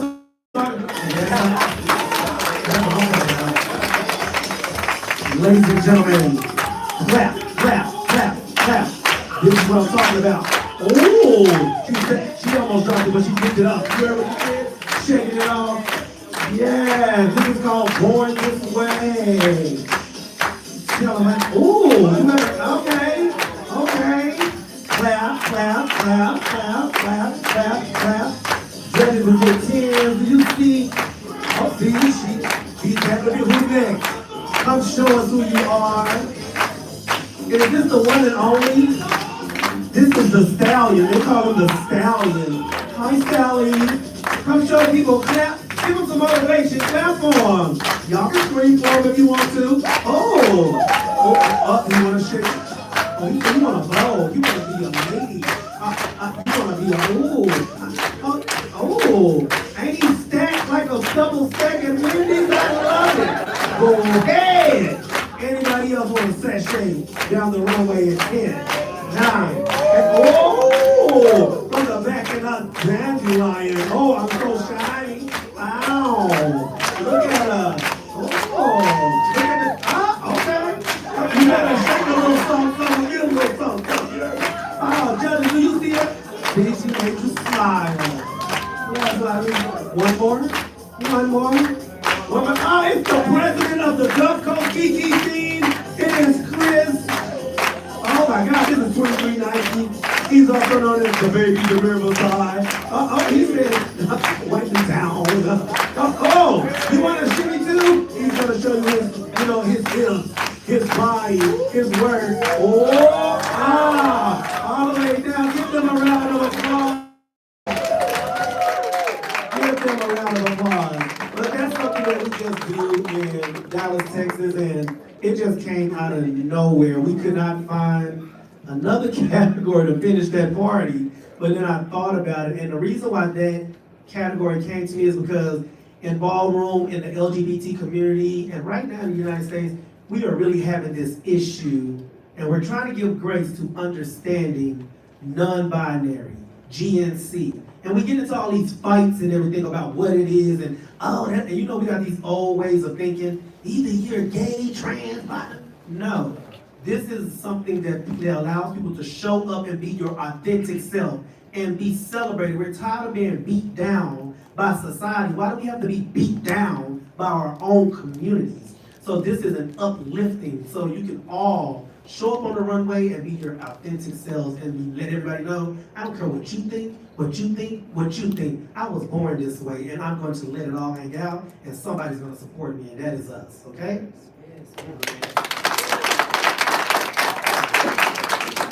Thank you so much, thank you. So now we'll open up the floor to any questions. Yes? Does your agency fund outside of Texas? Does our agency fund outside? I work for Big Healthcare, which is a global pharmaceutical company. For those who aren't familiar, we are the only company solely focused on the treatment and prevention, and hopefully, ultimately, the cure of HIV. We fund throughout the United States. Yes. So I work in Atlanta. I run a program for transgender and gender nonconforming individuals. However, my agency focuses on HIV prevention, kind of similar to what you guys do. My question is, what recommendations would you have for someone looking to model basically what you've done down south and kind of blend ballroom? Because I came into the agency wanting to bring ballroom into my agency. What would be some recommendations that you can give me to take back to my COO to maybe bring this to life? I'll toss that to Jelinski. Unfortunately, a lot of these people in that level are very focused on the business, which I understand. It is a business at the end of the day, and it has to make money. So you have to talk in dollars and cents for those people a lot of times. And one of the things that grinds my gears often is that people don't look at what we do as something that benefits the bottom line, but it does. And we are creating entryways for people to get connected to whatever services that the agency has to offer. And so as we talk about like this culture of wellness, particularly a lot of agencies, white-led agencies struggle with connecting with the Black community. And it's like, well, if you want to reach the Black community, where are the Black community? How is the Black community gathering? And so when we look at Ballroom, as Trey mentioned, like we opened up our community center, which was closed to the general public because of COVID, but we opened it back up by use of the house practices and various balls and such. And a big part of that was getting them to see how these folks coming into our center now opens the app where they see that we have a behavioral health program, have an HIV program, or whatever program. It's like, oh, now we can start plugging people into wherever they go. And so really, when we're thinking about Ballroom and organizing these particular programs with the way we do it, it's a recruitment tool. Like, although we know we're having fun, we're having a good time, but we're creating a space for recruitment to occur and people to self-select whatever services that they may have. So really formulating in a way to where you're creating a space, a recruitment space, for people then to get plugged into whatever resources that agency may have to offer. And what that can look like, just being like more specific, is like whenever we open up our space to host a ball, we also contact our testing team, we contact our behavioral behavioral health services. Within the testing department, there's PrEP, there's gender-affirming care. All of them have free tables that they don't have to pay for, like another vendor might, because they are part of our agency. So it really does feed into everything else, as Jelinski was saying, as a marketing and recruitment tool. So that's that dollars and cents. And if, although it's not supported by the CDC, if you go to empowerment.org and look through the manuals that they have there, you'll actually see like all of the research that was done. You see how an empowerment program actually works, like the things that are necessary to be able to create a successful program. And while there's not necessarily specific funding, all of that stuff still works. And so using that to model and piecemeal whatever you need to make that work can be a really good start. And I'll just add, as a person who does professional development for folks in this industry, leadership will never come back when you can tie what you want to do to resources or find an opportunity to have it funded. So thinking about what I shared earlier about, us, creating avenues for resources to support Ballroom, I'm thinking specifically about our Accelerate program, which is our commitment to Black queer men, and how we noticed that empowerment was being defunded. And so a lot of the core components of the activities that we actually do fund are to stand in the gap for what we see the federal government is now not funding, because we know that those programs still work and we know that they're still important. So identifying a funding opportunity that would support your idea and then take it as a full package to your leadership is something that is not debatable. One more thing before we go to that is, the thing about UBE is they have what I call foot soldiers. Like, they literally go into what, like the quit or whatever. Like, if you can get people that are in Ballroom that we know that we are adjacent, like, say for instance, Pussy, if she wanted to help out, or Chazzy, or any one of those, we can say, look, this is what we're doing, and we can get some of the Ballroom people on board. They may not get paid or something, or may not get a monetary value for it now, but if you could show them the value in it, you can reach out to me and I'll talk to some of our family and helping out with getting on foot, going to the club and stuff and saying why you're at the club. They have actually had to set up tables and everything and tell them who you are, get their names, get their numbers, so they can be on a text message list to say, this is what's going on at the organization today. Would you like to come? Would you like, and it started off really little like that. Even after the pandemic, we didn't have too many people coming back to programming, so we got out on foot. And we really started hitting the nightlife and the life where we know we're gonna go, right? So that's something that I wanted to just put out there. And if you wanna reach out to me, well, we're in the same house, but you just hit me up and we can literally see how that will work in Atlanta, so. Thank you. And I was gonna say something, but I was gonna say, it's a little bit different when you are a Black trans woman that's trying to engage in these type of activities. So I want to say thank you all for creating that space in Texas, because for me, where I'm in Miami, I've been in Ballroom for 13 years.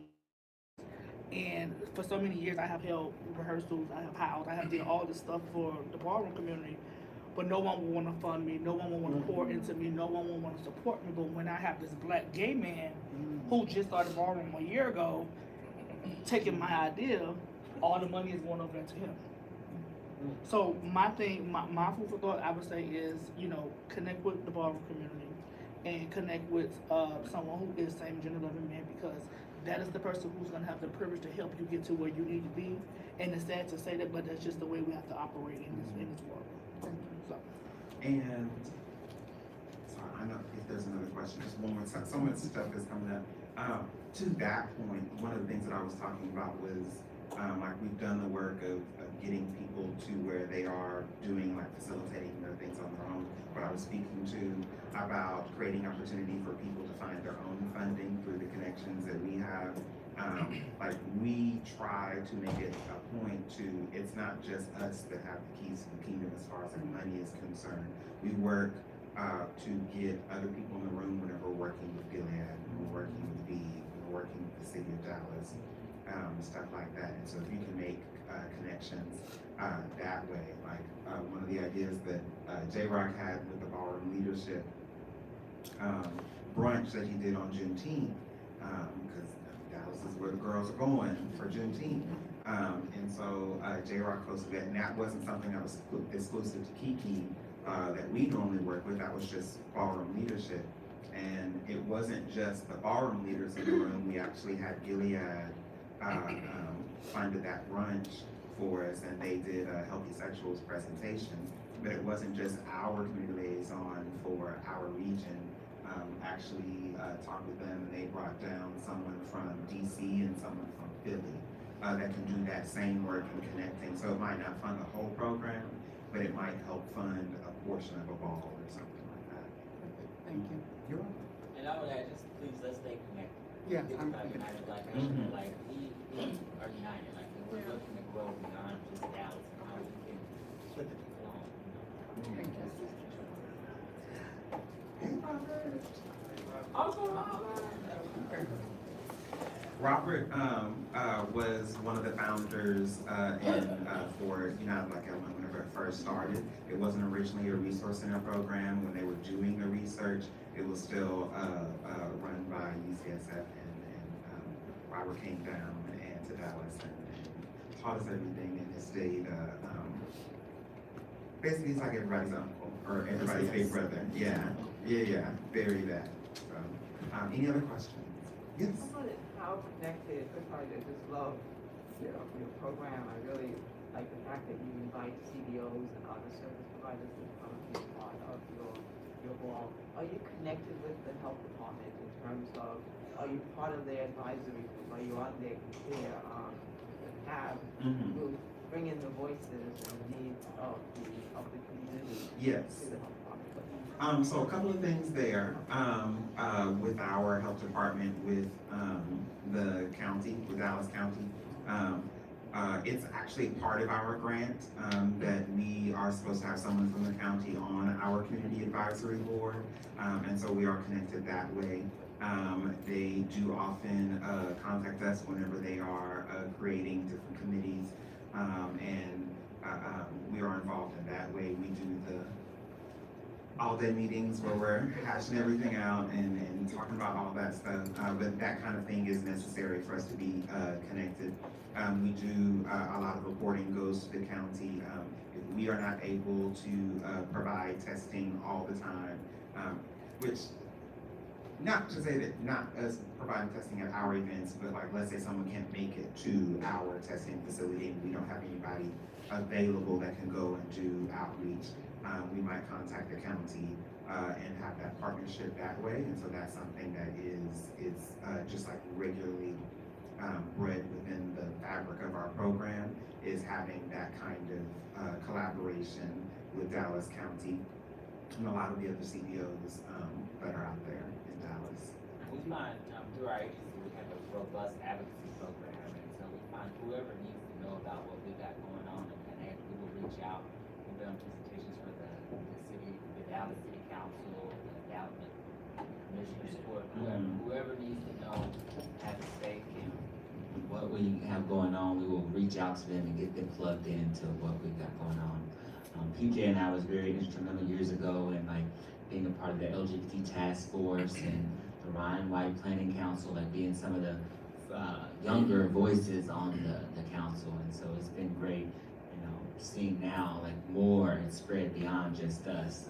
But yeah, we're connected with all those things. Just 1 second. Did you have a question earlier? I thought I remembered. Me? Yeah. did you- No, I was Oh, you were just a stretching. comment when she. Oh, her. I just wanna say, I don't know if you ever heard of Third Wave. Third Wave is a grant funder that really supports Ballroom. And if you are just an organization, like I said, they will fund up to 10,000. If you do collaborations with another, either a house or an organization, they give you 20,000. You can do Ballroom with that funding. Third wave. Yes. You have another question? And you mentioned that folks come to you, you go to the houses and do like education programs. Oh, yeah. And that, it's not just, like ballroom related stuff, like we take our sexual health discussions to their houses. Like one of the requirements, for houses to be able to practice in our space is that they schedule a direct sexual health conversation with someone on our team at least twice a year. And so then they're also doing recruiting with us as well, but that doesn't have to be in our space. We're gonna provide dinner no matter what. I just need to know where to deliver it to. We say, we provide the party, you supply the people. Very that. It actually is something that evolved. It's been a second since we've done one, but we started to call that Unity in the Community, and it was idea because sometimes they just get together for Sunday dinner, and they invited us. That was last year sometime, and AJ and Jelinski went, and it was just a nice way to just have a kickback, and it was wonderful. And so we started doing that regularly. We've done it in parks, as PJ mentioned, taking UBE in the park. Everybody wants to be outside now, so we say you be outside. That's where we gotta go. Are we at? Oh wow, we're in time. All right. Well, thank you so much for joining us today. When we're thinking about the art of connection, like the main thing that we're doing is just driving home to self. We're connecting with our, connecting people with ourselves, which ultimately connects them with us. But it's really about self-expression. We allow people to express themselves, and they will find the things that allows them to do more of that self-expression. Good job. Thank you. Thank you so much. Thank you all, and make sure that you follow Tins or Chops. It's all one word. Tins or Chops. Follow and subscribe. And That's how subscribe. it works. And share. Yes. And follow and subscribe to the United Black Element. It's UBE. Okay. But Tins or Chops is all one word. UBE or United Black Element. On all social media platforms. It's something that you need to know someone to know where it is, but you don't want to be invited.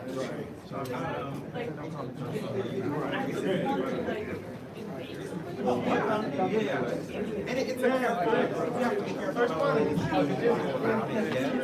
But it is something that people are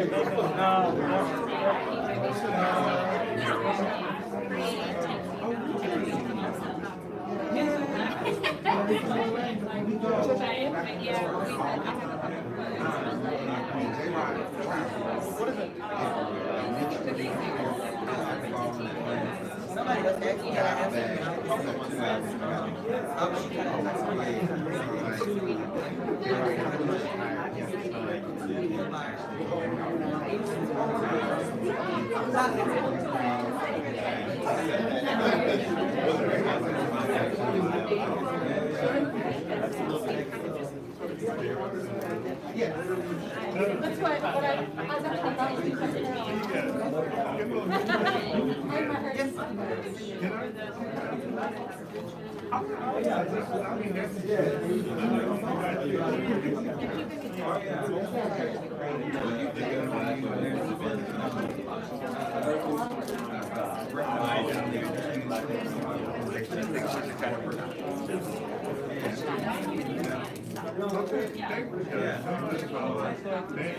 thought was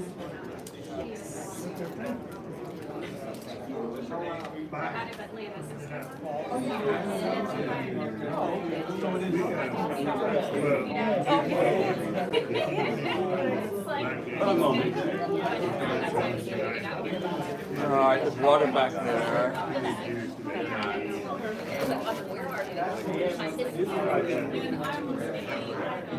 I brought a bunch of blazers, and this will be the last day. You brought what? I brought a different blazer for every day, but Yeah, me too. ever since I have a baby, I've it hot all the time. It's like ice cold wherever I am. I think it's warm in here. It is warm. Okay, good. Okay, thank you. Thank you for the validation. Maybe if we open the door for them. No, this morning someone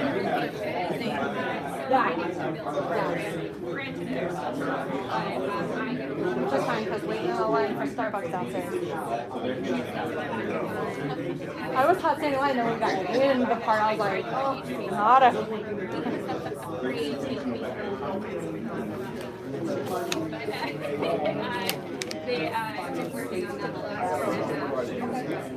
Talking away about how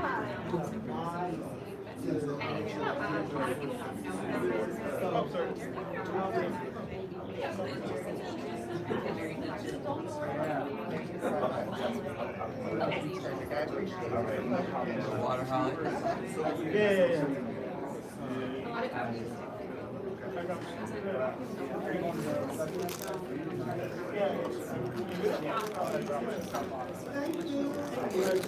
yeah, so I wanted to like make sure we were talking to a great program, and I think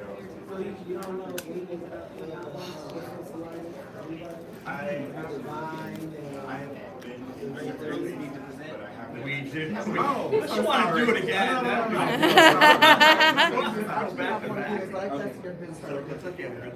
Oh, yeah. Space that I don't know. I'm not used to this, so I have to inject it.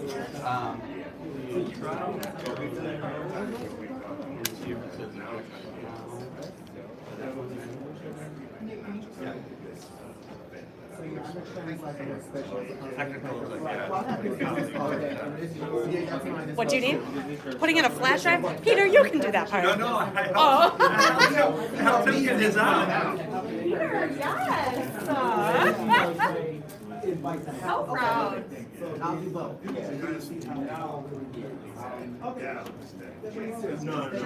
Oh, yes, thank you. I don't know whose phone is live streaming. Oh, that's Okay. J-Rock. Your live streaming people heard